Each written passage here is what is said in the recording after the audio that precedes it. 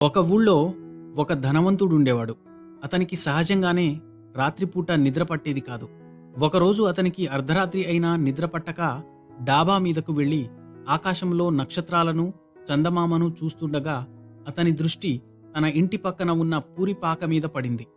అందులో ఉండే కూలి పని చేసుకునే వ్యక్తి పాక బయట నేల మీద చినిగిన చాప మీద గురక పెట్టి నిద్రపోతూ ఉండడం ధనవంతుడు గమనించాడు. అప్పుడా ధనవంతుడు మనసులో ఇలా అనుకున్నాడు, కటిక నేల మీద అంత హాయిగా ఎలా నిద్రపోతున్నాడు? రేపటి గురించి అతనికి ఆలోచన లేదా అనుకున్నాడు. మర్నాడు ధనవంతుడు తన గురువు దగ్గరికి వెళ్ళి తన నిద్ర పట్టని సమస్యని, పేదవాడి యొక్క నిశ్చింత నిద్రను గురించి చెప్పి అతను అంత బాగా ఎలా నిద్రపోయాడు అని అడిగాడు.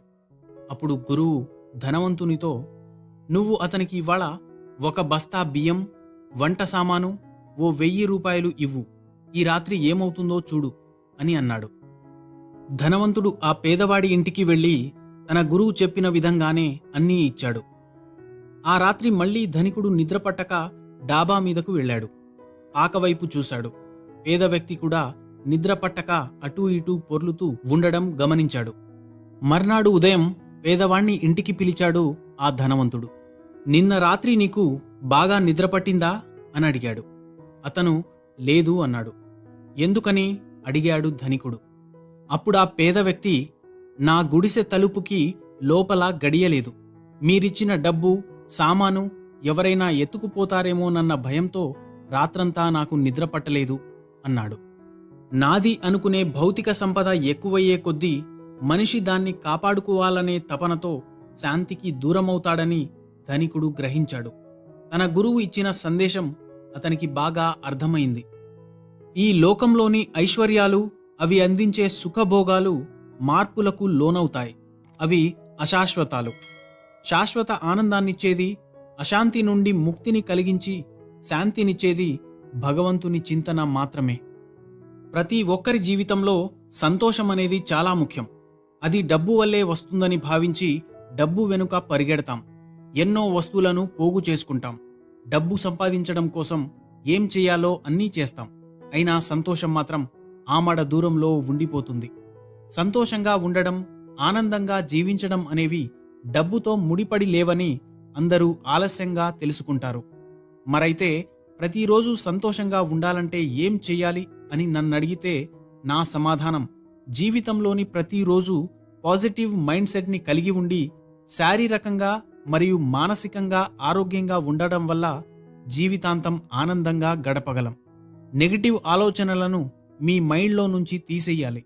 శారీరక ఆరోగ్యం కోసం సరైన పోషకాహారం, వ్యాయామం క్రమం తప్పకుండా పాటించాలి.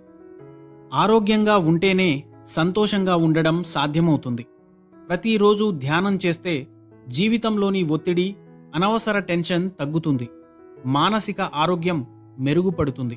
అప్పుడు జీవితం సహజంగానే ఆనందం వైపు ప్రయాణం సాగిస్తుంది. జీవితంలో డబ్బు ముఖ్యమే, కానీ అన్నింటినీ డబ్బుతో కొనలేం.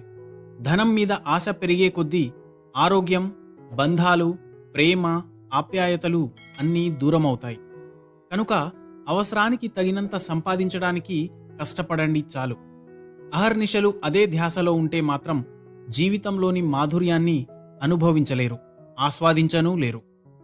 ధనం కోల్పోతే కొంత కోల్పోయినట్లే, అయినా తిరిగి సంపాదించుకోవచ్చు. అవకాశం కోల్పోతే ఇంకొంచెం కష్టం, అయినా కష్టపడితే తిరిగి సంపాదించుకోవచ్చు. కానీ వ్యక్తిత్వం కోల్పోతే మాత్రం చాలా కష్టం. జీవితకాలంలో దానిని తిరిగి సంపాదించుకోవడం దాదాపు అసంభవం. ఆస్తిపాస్తులు అనగానే ధనం, బంగారం, వస్తువులు, వాహనాలు, ఇళ్ళు, పొలాలు ఇవన్నీ మన మైండ్లో మెదులుతాయి. కానీ ఆస్తులన్నీ మనం కొలవగలిగే రూపంలోనే ఉండవు. తల్లిదండ్రులు తమ పిల్లలపై చూపించే ప్రేమ, వృద్ధాప్యంలో తల్లిదండ్రుల సేవే ప్రధాన కర్తవ్యంగా భావించే పిల్లల తత్వం, కష్టంలో ఉన్న వ్యక్తికి సాయంగా నిలిచే వ్యక్తి యొక్క గుణం, ఇవన్నీ వెలకట్టలేని ఆస్తిపాస్తులు. ఆరోగ్యమే మహాభాగ్యం అన్నారు.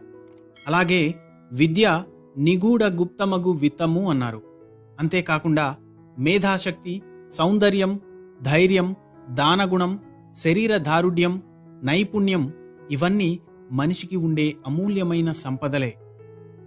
ధనాన్ని ఎవరైనా దోచుకునే అవకాశం ఉంది, కానీ వీటిని మాత్రం ఎవ్వరూ దొంగిలించలేరు.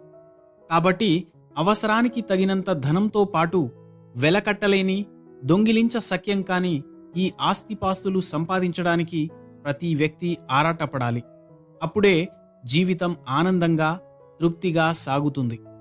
సర్వే జన సుఖినో భవంతు.